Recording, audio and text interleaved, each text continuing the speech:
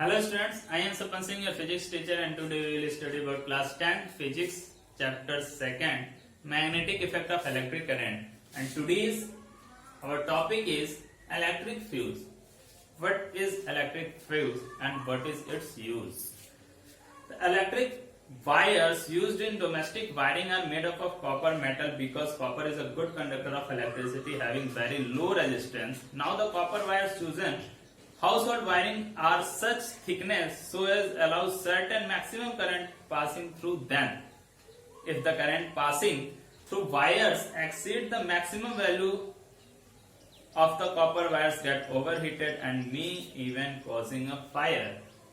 ठीक है, हम अपने डोमेस्टिक वायरिंग्स में जब भी हम घर में वायरिंग कराते हैं, वायर्स लगवाते हैं, तो हम कॉपर वायर का यूज करते हैं। क्यों? क्योंकि कॉपर वायर बहुत ही पतला होता है और साथ में उसका जो रेजिस्टेंस होता है बहुत ही कम होता है, जिससे जो है करंट इजीली बहुत तेजी से उसके अंदर क्या करता है, फ्लो करता है। इसलिए हम कॉपर वायर का यूज करते हैं। बट कभी कभी क्या होता है कि किसी कारणवश उस वायर में ओवरहीटेड हो जाता है, गर्म हो जाता है, आग लग भी जाती है, कभी कभी उसमें फायर हो जाता है, आग लग जाती है। ठीक है, then extremely large current can flow in domestic wiring under two circumstances.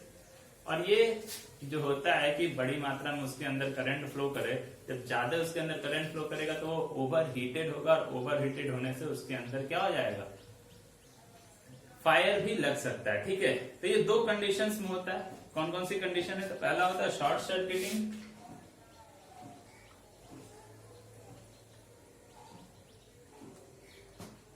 पहला होता है शॉर्ट सर्किटिंग, दूसरा होता है ओवरलोडिंग।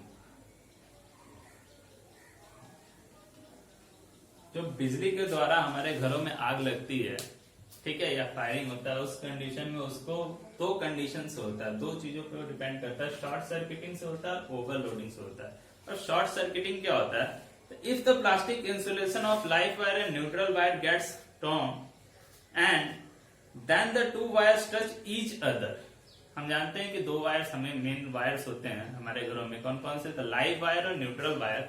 और वो दोनों वायर के अगर प्लास्टिक जो कवरिंग की गई रहती है उसके ऊपर, अगर वो बाय द वे किसी गलती से या किसी भी चीज से वो दोनों क्या हो जाते हैं, हट जाते हैं, उसकी कवरिंग हट जाती है, और उसका जो नेकेड वायर होता है कॉपर का, वो दोनों लाइव वायर और कॉपर वायर अगर आपस में किसी कारण से टच हो जाते हैं, तो उस कंडीशन में क्या होता है, this touching of the live wire and neutral wire directly is known as short circuit. अगर लाइव वायर और न्यूट्रल वायर डायरेक्टली टच कर जाए तो उसी डायरेक्टली टच होने को, लाइव वायर और न्यूट्रल वायर के टच होने को हम क्या कहते हैं? शॉर्ट सर्किट कहते हैं। When the two wires touch each other, the resistance of the circuit so formed is very small. Since the resistance is very small, the current flowing through the wire becomes very large and heats the wire to a dangerously high temperature and fire may be caused.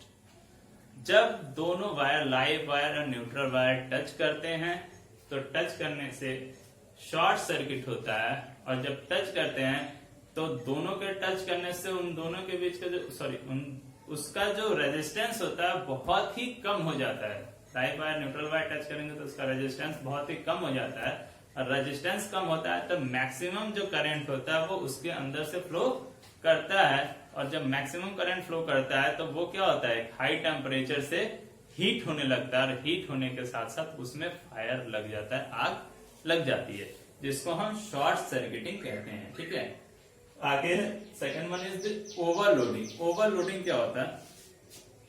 The current flowing in domestic wiring in a particular time depends on the power rating of appliances being used.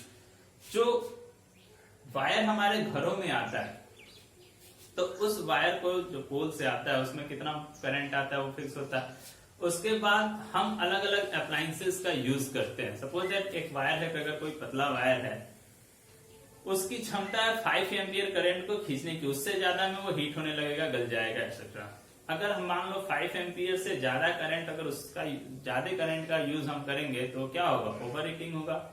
ठीक है, अगर उस wire में अगर हमने कई सारे ऐसे अप्लायंसेस लगा दिए जो ज्यादा करंट ड्रॉन करते हैं, जैसे रेफ्रिजरेटर हो गया, एसी हो गया, कूलर हो गया, हीटर हो गया, एटसेट्रा, तो ये सारी चीजें अगर एक ही सॉकेट से मान लो उस 3-4 चीजें हमने लगा दिया और तीनों 4 चीजें क्या है, हाई रेटिंग वाली हैं, ज्यादा पावर वाली हैं, ज्यादा करंट ड्रॉ करती है, तो उस कंडीशन में क्या होता है कि ओवरलोडिंग होता है। एक वायर जिसकी क्षमता है 5 एम्पियर करंट ड्रॉन करने की, उसके ऊपर अगर 7 एम्पियर 8 एम्पियर 10 एम्पियर करंट उससे आने लगे तो वो वायर क्या हो जाता है, ओवर हीट हो जाता है, और ओवर हीट के थ्रू उसके अंदर भी फायर होने के चांसेस बढ़ जाते हैं और फायर हो जाता है, आग लग जाती है, जिसको हम कहते हैं ओवरलोडिंग। बहुत बार हमने देखा होगा कि पतले वायर से हम कोई हैवी चीज चला देते हैं तो वो वायर क्या हो जाता है, गल जाता है, गल के टूट जाता है।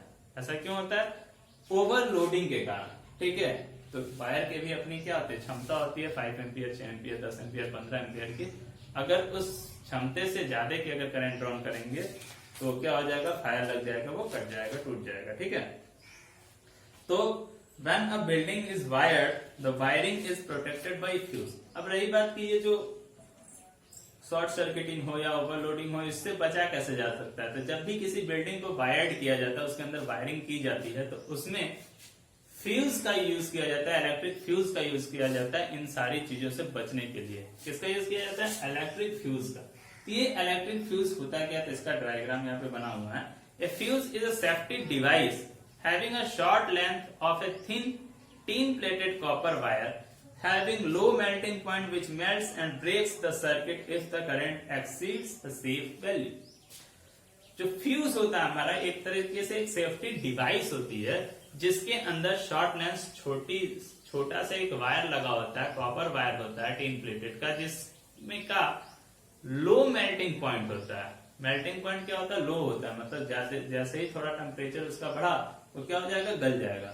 और जैसे ये हमारा क्या है, फ्यूज है। ठीक है, ये हमारा लाइव वायर है और इस लाइव वायर के बीच में हमने एक फ्यूज वायर लगा हुआ है, जो कॉपर वायर होता है, जिसका मेल्टिंग पॉइंट क्या होता है, लो मेल्टिंग पॉइंट का होता है। ये फ्यूज ग्रिप है, इसको हमने इस तरीके से निकालते हैं, इसको लगाते हैं, आप लोग घरों में बहुत बार देखे होंगे। इसके अंदर जो ये वायर लगा होता है, इसी को फ्यूज वायर कहते हैं। ठीक है, और ये वायर ऐसा होता है कि जिसका लो मेल्टिंग पॉइंट होता है। मतलब अगर हमारे पास क्षमता है किसी अप्लायंसेस को चलाने की, जैसे 5 एम्पियर का यूज हमें करना है, तो हमने 5 एम्पियर का फ्यूज लगा दिया। अगर 5 से 6 एम्पियर होगा तो ये ओवर हीटेड होकर गल जाएगा, गल के यहाँ पे क्या हो जाएगा, इसका कनेक्शन टूट जाता है। जैसे ही इस पे हाई करंट फ्लो करेगा तो ये ओवर हीटेड होगा, ओवर हीटेड होकर ये गल जाएगा, ना कि ये वायर गलेगा, इसमें आग लगेगी और ये गल जाएगा, तो इसके बीच का कनेक्शन क्या हो जाता है, कट जाता है, और बाकी अप्लायंसेस हमारे ऑफ हो जाते हैं, स्विच ऑफ हो जाते हैं। तो ये फायदा होता है किसका, हमारे फ्यूज का, कि अगर शॉर्ट सर्किट हुआ तो शॉर्ट सर्किट में भी हमने देखा था कि दो वायर जब टच हो रहे हैं तब बहुत ज्यादा मात्रा में उसमें करंट फ्लो कर रहा है। जैसे ही ज्यादा करंट फ्लो करेगा वैसे ही ये ओवर हीटेड होकर क्या हो जाएगा, गल जाएगा, इस ब्रेक कर जाएगा फ्यूज, जिससे हमारे बाकी सारे अप्लायंसेस शॉर्ट सर्किट जैसे ही हुआ हमें ये गल के वहां पे करंट फ्लो करना बंद कर देगा और वो वहां जैसे है वैसे ही रहेगा। फिर हम बाद में क्या करते हैं कि अपना चीजों को ठीक करके रिपेयर करके फिर हम नया फ्यूज यहाँ पे लगा देते हैं। यहाँ से फायदा ये होता है कि हमारा केवल फ्यूज होता है जो बहुत ही चीप मिलता है, सस्ता होता है, और इसी का नुकसान होता है, बाकी अप्लायंसेस हमारे सुरक्षित रहते हैं। ठीक है, an electric fuse work on the heating effect of current. ये किस पे वर्क करता है, तो heating effect of electric current, electric current के हीटिंग इफेक्ट पे फ्यूज वर्क करता है। ठीक है, द फ्यूज फॉर प्रोटेक्टिंग और domestic wiring is fitted just above the main switch और द स्विच बोर्ड। ठीक है, और इसका यूज हम कहाँ करते हैं, तो मेन स्विच पे। जैसे ही हमारे अंदर करंट आ रहा है, हमारे घरों के अंदर जब करंट आता है तो हमने एक मीटर लगा होता है, मीटर के जस्ट बाद हम इसी का यूज करते हैं, फ्यूज का यूज करते हैं मेन स्विच पे, कि अगर घर पे कहीं भी कोई भी डैमेज हो तो पहले फ्यूज उड़ जाए, बाकी डैमेज को वो कंट्रोल कर सके। But a pure copper wire can not be used as a fuse wire. यहाँ पे एक चीज और जानने वाली कि जो प्योर कॉपर वायर का यूज हम फ्यूज वायर के लिए कभी नहीं करते हैं। ठीक, टीन प्लेटेड कॉपर वायर लेते हैं जिसका मेल्टिंग पॉइंट क्या हो जाता है, लो हो जाता है, जल्दी कट जाएगा। प्योर कॉपर वायर ले लेंगे तो वो जल्दी गलेगा नहीं, क्योंकि कॉपर की क्या होता है, मेल्टिंग पॉइंट हाई होता है, वो गलेगा ही नहीं, तो बाकी सारे अप्लायंसेस को डैमेज पहुंचा सकता है। ठीक है, देखो, if the fuse wire have proper thickness which depend on the maximum current which the household wiring can safely carry. जो हमारा फ्यूज वायर होता है इसकी जो थिकनेस होती है प्रॉपर थिकनेस होती है कि हम कितना वायरिंग मतलब करंट उसमें से ड्रॉन करना चाहते हैं, और इसकी रेटिंग की गई रहती है, जैसे 1 ampere, 2 ampere, 3 ampere, 5 ampere, 10 ampere, 13, 15 ampere का क्या होता है फ्यूज वायर होता है। ये बताता है कि अगर हम 5 एम्पियर का कोई फ्यूज वायर लेते हैं तो उसके अंदर से अगर करंट फ्लो करता है तो 5 एम्पियर से ज्यादा का यूज करेंगे तो वो क्या हो जाएगा, फ्यूज हो जाएगा। अगर हमें ज्यादा हैवी चीजें चलानी है तो हम 15 एम्पियर का लेते हैं, जैसे हमें मोटर चलाना है, रेफ्रिजरेटर का यूज करना है, तो उस कंडीशन में हम कितने का लगाते हैं, 15 एम्पियर का लगाते हैं। कि मतलब उससे ज्यादा अगर वायर का यूज होगा, सॉरी करंट का यूज होगा तो वो क्या हो जाएगा, गल जाएगा। तो इस तरीके से आज के समय में जो है these days more and more houses are using miniature circuit breakers. एक होता है मिनिएचर सर्किट ब्रेकर्स, जिसको हम कहते हैं एमसीबी। तो फ्यूज की जगह पे एक और फ्यूज नए तरीके का है जिसको हम एमसीबी कहते हैं, मिनिएचर सर्किट ब्रेकर। ये मैग्नेटिक इफेक्ट से की तरफ वर्क करता है, और जैसे ही इसमें ज्यादा करंट फ्लो करेगा या शॉर्ट सर्किट होगा या ओवरलोडिंग होगा तो उस कंडीशन में यहाँ पे फ्यूज जैसे कट जाता था, वहां पे ये मिनिएचर का जो स्विच होता है वो ऑफ हो जाता है, नीचे गिर जाता है, जिसके कारण कनेक्शन क्या हो जाता है, कट जाता है। और इसको हम इसमें क्या था कि हमें दोबारा इसको क्या करना पड़ता था, नया वायर लगाना पड़ता था, फिर करंट फ्लो करता था। बट इसमें स्विच होता है, वो नीचे गिर जाएगा तो कनेक्शन कट जाएगा, और फिर जैसे ही हमारा सारी चीजें डैमेज कंट्रोल हो गया, सही हो गया, तो उसको हम फिर ऊपर कर देते हैं तो कनेक्शन ऑलरेडी सेट हो जाता था। बार बार इसमें हम वायर चेंज नहीं करना पड़ता, इसलिए हम एमसीबी का यूज करते हैं, जिसको हम मिनिएचर सर्किट ब्रेकर्स कहते हैं। ठीक है। Fuses are also used to protect the individual domestic electrical appliances for damage which may be caused due to excessive current flow through them. ठीक है। तो कॉस्टली इलेक्ट्रिकल अप्लायंसेज होते हैं, जैसे टीवी हो गया, रेफ्रिजरेटर होगा, जो कॉस्टली इलेक्ट्रिकल अप्लायंसेज होते हैं उसके अंदर अपना खुद का भी छोटा छोटा फ्यूज लगा होता है, जो ये काम करता है कि अगर उसके अंदर ज्यादा करंट ड्रॉन होगा तो वो फ्यूज क्या हो जाएगा, फ्यूज हो जाएगा, कनेक्शन उसका कट जाएगा, और अंदर के जो डैमेज कंट्रोल को वो क्या कर देता है, सेव कर देता है। तो छोटे छोटे फ्यूजेस जो होते हैं अलग अलग इलेक्ट्रिकल अप्लायंसेज में भी क्या होते हैं, लगे होते हैं, जो उसके डैमेज कंट्रोल को सेव करता है, सुरक्षित रखता है। ठीक है। तो आज की क्लास में हमने पढ़ा इलेक्ट्रिक फ्यूज के बारे में। तो आज बस इतना ही, धन्यवाद।